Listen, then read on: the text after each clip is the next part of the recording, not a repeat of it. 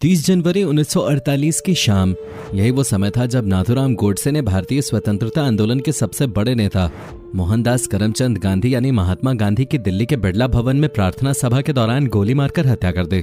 अहिंसा के पुजारी उन महात्मा गांधी की जिन्हें हम भारतवासी बापू के नाम से भी जानते हैं और जिनके फॉलोअर्स आज भारत ही नहीं बल्कि सारे संसार में फैले हैं। वो गांधी जैसे मार्टिन लूथर किंग और नेल्सन मंडेला जैसी इंटरनेशनल हस्तियां अपना आदर्श और गॉडफादर मानती थीं। उस गांधी की हत्या गोडसे ने कर दी, जो हाथ में बस एक लाठी के सहारे दशकों तक ब्रिटिश क्राउन की नाक में दम करता रहा और उस समय दुनिया पर राज करने वाली शक्तिशाली अंग्रेजी सरकार उनका बाल भी बांका न कर सके। सवाल है कि आखिर क्यों? ऐसा क्या हुआ कि कभी महात्मा गांधी से बहुत प्रभावित रहने वाले नाथूराम गोडसे ने आखिर में उनकी हत्या कर दी? इसे समझने के लिए आपको ये वीडियो अंत तक देखना होगा। तो चलिए शुरू करते हैं।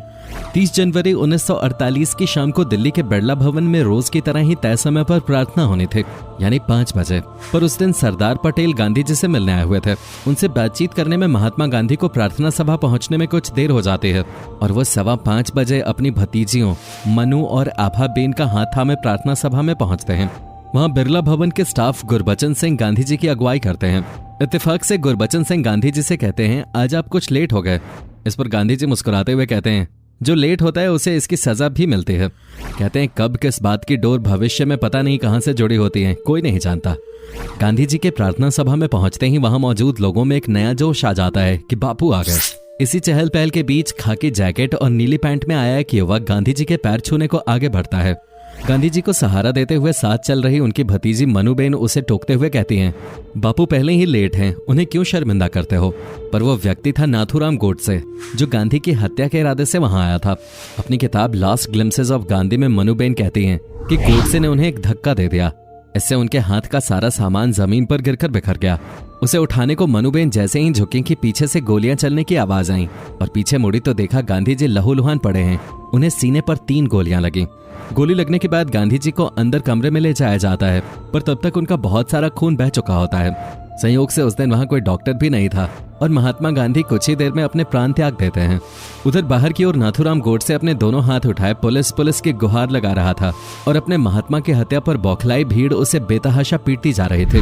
वहां मौजूद लोगों के मुताबिक नाथूराम ने मौके से भागने की कोई कोशिश नहीं की, बल्कि आत्मसमर्पण कर दिया। अमेरिकी दूतावास के एक 32 वर्षीय कर्मी हर्बर्ट रेनर जूनियर नामक व्यक्ति ने नाथूराम को पकड़कर उसकी पिस्तौल छीन ली और उसे सुरक्षा बलों को सौंप दिया। 1 साल तक चले मुकदमे में नाथूराम गोडसे और नारायण आप्टे सहित 8 लोग गांधी जी की हत्या के दोषी पाए गए। बता दें कि गांधी जी की हत्या में विनायक दामोदर सावरकर भी अक्यूज थे, पर उन पर लगे आरोपों को पुष्ट नहीं किया जा सका और इसकी वजह से उन्हें कोई सजा भी नहीं हुई। आखिरकार 8 नवंबर 1949 को नाथूराम गोडसे का पंजाब हाई कोर्ट में ट्रायल शुरू हुआ, जिसमें उन्हें फांसी की सजा सुनाई गई और अगले 15 नवंबर 1949 को अंबाला जेल में उन्हें फांसी दे दी गई। गांधी हत्या के संबंध में कपूर कमीशन की रिपोर्ट पढ़ने लायक है, जिसमें इस केस का दिलचस्प ब्यौरा मिलता है। महात्मा गांधी के पुत्र तुषार गांधी की लिखी गई लेट्स किल गांधी भी एक पढ़ने लायक किताब है, जिसमें तुषार गांधी बताते हैं कि तत्कालीन गृह मंत्री सरदार पटेल का मानना था कि यदि सावरकर गिरफ्तार होते हैं तो देश में मुस्लिम समुदाय को हिंदुओं के आक्रोश से बचाना मुश्किल होगा।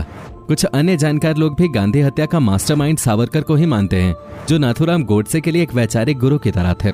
तो क्या महात्मा गांधी की हत्या समाज में कुछ दबी हुई वैचारिक उथल पुथल का नतीजा थी, जिसके लिए नाथूराम गोडसे मात्र एक मोहरा बन गए? इसे समझने के लिए हमें नाथूराम गोडसे के जीवन के बारे में और अच्छे से जानना होगा। नाथूराम गोडसे का जन्म 19 मई 1910 को पुणे के एक ब्राह्मण परिवार में हुआ था। बचपन में इनके नाक कान आदि में छेद कराया गया और इस तरह इनका नाम नाथूराम पड़ गया। मैट्रिक यानी हाई स्कूल में ही नाथूराम ने पढ़ाई छोड़ दी और भारतीय स्वतंत्रता आंदोलन में शामिल हो गए। नाथूराम गोडसे ने राष्ट्रीय हिंदू दल नाम से अपनी एक राजनीतिक पार्टी भी बनाई। कहते हैं, बाद में गोडसे अपने भाइयों के साथ डॉक्टर हेडगेवार के राष्ट्रीय स्वयंसेवक संघ का सदस्य बन गए। हालांकि संघ द्वारा कहा जाता रहा कि गोडसे ने 1930 के दशक में ही सदस्यता छोड़ दी थी, पर नाथूराम के परिजनों और उनके खास सहयोगी रहे भाई गोपाल गोडसे का दावा है कि वे गांधी जी की हत्या के समय भी संघ के सदस्य थे। सच्चाई जो भी हो, पर इसमें कोई शक नहीं कि गांधी जी की हत्या के तुरंत बाद हिंदू महासभा और आरएसएस पर कुछ समय के लिए बैन लगा दिया गया था। रिकॉर्ड्स कहते हैं कि शुरू में नाथूराम गोडसे महात्मा गांधी के विचारों से बहुत प्रभावित थे। यही नहीं, गांधी जी की अगुवाई में आयोजित नागरिक अवज्ञा आंदोलन में गोडसे ने बढ़ चढ़कर भाग भी लिया था। इसलिए ये बात काफी अजीब हो जाती है कि गांधी जी को किसी समय बहुत सम्मान के साथ देखने वाले नाथूराम गोडसे ने आखिर उनकी हत्या क्यों कर दी। नाथूराम गोडसे ने महात्मा गांधी की हत्या क्यों की, इसको लेकर जितने मुंह उतनी बातें हैं, पर इसका सटीक जवाब हमें नाथूराम के जरिए ही मिल सकता है। महात्मा गांधी की हत्या के बाद जब नाथूराम गिरफ्त में थे, तब महात्मा गांधी के सबसे छोटे बेटे देवदास गांधी अपने पिता के हत्यारे से मिलने गए, जिसका पूरा ब्यौरा हमें नाथूराम गोडसे के भाई गोपाल गोडसे के लिखे किताब गांधी मर्डर एंड आफ्टर में मिलता है। इसमें बताया गया है कि पहले देवदास गांधी ने गोडसे के बारे में सोचा था कि वो कोई सरफिरा टाइप का इंसान होगा जिसने गांधी जैसे व्यक्तित्व पे गोली चलाई। असल में उन्हें नाथूराम गोडसे के बारे में कुछ भी अंदाजा नहीं था, पर नाथूराम ने उन्हें मिलते ही पहचान लिया। हवालात में हुए इस मुलाकात में आखिर वो असल सवाल भी आता है, जब देवदास गांधी अपने पिता महात्मा गांधी को लेकर नाथूराम गोडसे से पूछते हैं कि आपने उन्हें क्यों मारा। जवाब में गोडसे कहता है, मेरी वजह से आपने अपने पिता को खोया है। आपको और आपके परिवार को जो दुख हुआ, मुझे उसका खेद है, पर गांधी जी की हत्या के पीछे मेरा कोई व्यक्तिगत कारण नहीं था, ये कारण राजनीतिक था। आगे वो कहते हैं, मुझे यदि पौन घंटे का मौका मिले तो मैं आपको बताऊंगा कि मैंने गांधी जी की हत्या क्यों की। उस समय तो गोडसे को यह बताने का वक्त नहीं दिया गया कि उसने गांधी जी की हत्या क्यों की, पर 8 नवंबर 1949 को अदालत द्वारा फांसी की सजा मिलने के बाद नाथूराम गोडसे ने अपने 6 घंटे के स्पीच में विस्तार से बताया कि उसने गांधी जी की हत्या क्यों की। ये एक 93 पेज का दस्तावेज है जिसे तुरंत प्रतिबंधित कर दिया गया, हालांकि अब ये उपलब्ध है।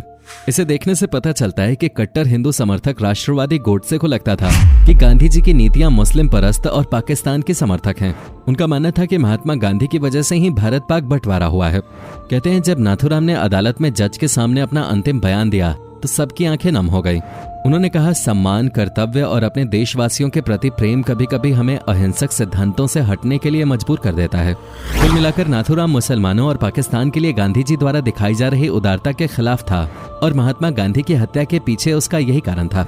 नाथूराम गोडसे का मानना था कि गांधी ने दक्षिण अफ्रीका में भारतीयों को हक दिलाने के लिए बहुत अच्छा काम किया था, लेकिन जब वे भारत आए तो उनकी मानसिकता बदल गई। सही और गलत का फैसला लेने के लिए वो खुद को अंतिम जज मानने लगे। अगर देश को उनका नेतृत्व चाहिए तो ये उनकी हार मानने जैसा था। गोडसे का मानना था कि गांधी हमेशा खुद को सही और विरोधियों को गलत ही मानते थे।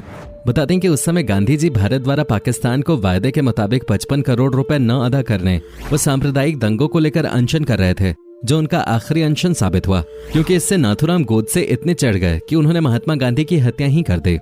हालांकि देखा जाए तो हत्या को जस्टिफाई करने के लिए गोडसे ने जो आरोप गांधी पर लगाए हैं और जो तर्क पेश किए हैं, उनमें कोई दम नजर नहीं आता। सच तो यह है कि गांधी जी भारत पाक विभाजन के हमेशा खिलाफ रहे। वो कहा करते थे कि अगर देश बटा तो ये बंटवारा मेरी लाश पर होगा। हालांकि तब भी देश बट गया। वहीं दूसरी तरफ अगर देखा जाए तो गांधी जी ने हिंदू धर्म के लिए भी थोड़ा बहुत किया। अंबेडकर की जिद वाला पूना पैक्ट इसका जीता जागता उदाहरण है। दरअसल महात्मा गांधी पूजा, प्रार्थना और राम का भजन करने वाले एक लिबरल हिंदू थे, जो सब कुछ साथ लेकर चलना चाहते थे और उन्हें उसकी कला भी आती थी। लेकिन यही वजह थी कि वो कट्टरपंथियों की नजर में खटकने लगे, फिर वो हिंदू हो या फिर मुसलमान। पर आम लोगों में उनकी लोकप्रियता कभी कम नहीं हुई। और जहां एक तरफ गांधी जी की पूजा करने वाले लोग हैं, तो वहीं गोडसे के सपोर्टर्स भी कम नहीं हैं। कोई नाथूराम गोडसे को स्वतंत्र भारत का पहला टेररिस्ट यानी आतंकवादी बताता है, तो कोई उन्हें शहीद की नजरों से देखता है। जो भी हो, इसमें कोई डाउट नहीं कि गोडसे को आज गांधी जी की वजह से ही जाना जाता है, गांधी जी को गोडसे की वजह से नहीं। गोडसे की माने तो उसने वैचारिक मतभेदों के चलते गांधी जी की हत्या की थी, पर सच तो यह है कि उसने अपनी विचारधारा में हिंसा का सहारा लिया और भारतीय संस्कृति में आक्रांताओं के एपिसोड से पहले ऐसा कभी नहीं हुआ था।